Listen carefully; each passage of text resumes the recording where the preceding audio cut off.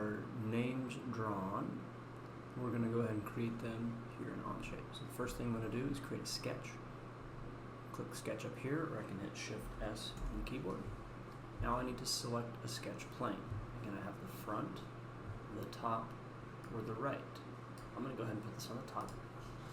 Now I'm going to hit the N key, and what that's going to do is going to make me look directly at it. So by hitting the N key, it's called normal to, so now I'm looking straight at that top plane. Now from here, I can start sketching. So for me, I'm going to create a little rectangle here. I'm going to create another rectangle here. Now you'll notice, see that orange square that pops up? What that is saying is that center point, or that point of the rectangle, is going to be attached to the middle point of the other rectangle. It's called a constraint. If you don't want that there, to be able to move it around later, you might want to hit Shift as you do this, and I'm holding down Shift, and now you'll notice that none of those orange things pop up. If I let go of Shift, you'll see that those orange lines pop up with these little constraints. So I don't want those there for right now. So I'm just going to start by making my J. We're going to do that there. So now I'm going to need a 3-point arc. I'm going to go here, I'm going to go here, and something like that.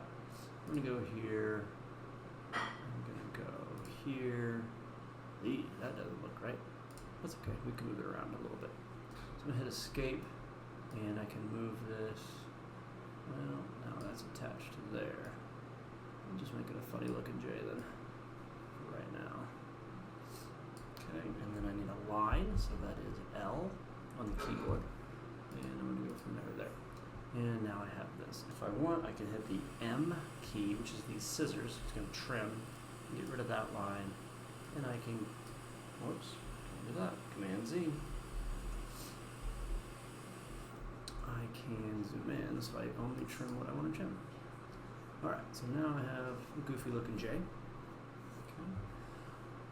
Let's go ahead and do the A here as well. So we get a line, we go across the bottom here, we're going to go up, kind of at an angle, something like that. Again, I can fix all of these and be more precise with them later if I want to start dimensioning them. Give it a flat top, somewhere in there, and then the last thing I need is a little triangle here in the center. Oops. Click and click. Okay, so now I have the A and J and the difficult, whoa, wrong button. So remember to hit Control and right click to pan across. Okay. Alright, so a G. I'm going to use my rectangle tool first. We're going to create a rectangle here. I'm going to create a little hat here. And escape, go back to line. Maybe I'll put another rectangle, maybe do a little rectangle kind of going, no, we'll leave it like that. Let's see if I can I'm using a 3-point arc tool. So if I can go here to here. Now those orange things that pop up, that means it's tangent. It means it is coming in a straight arc right off of there. Okay. And so if that's my inside, then I need, I don't know if this is going to work, but we're going to try it. We're going to come down here. Oh, look at that. Not terrible. Not terrible, but it can be better. So I'm actually going to put a line and make this go up. And then from there, we'll do our 3-point arc. Here we go, our 3-point arc, which is A on the keyboard. Actually, that would kind of go there, wouldn't it? Yeah, something like that. Again, we're just learning all these tools here, so nothing has to be perfect. I'll make it look like that. And then I need another line coming down here. And I'm going to put another arc from here to here. Just going to smooth that out. There's my really ugly G. So again, I'm going to take that M key. We're going to get rid of that line there. And yeah, we're good with that. So now that I have my 3 elements sketched out, I can accept them. And from here, I can rotate.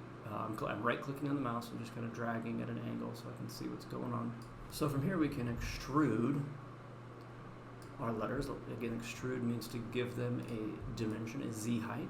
So now it's lifting off the page. So I can do that to the J and the G. I'm going to do those separately because I want to show you on the A, notice that we have this inside geometry here. If I click on this, it's going to exclude the center part of that A. So I can hit extrude, and it's going to give me my A just like I want it. If I wanted to, I could actually click on the center of that and give me just a solid block here too. So you have options of what you want to extrude. I have the ability to go up or down. With my extrude, I can also type in my dimensions right here. Okay.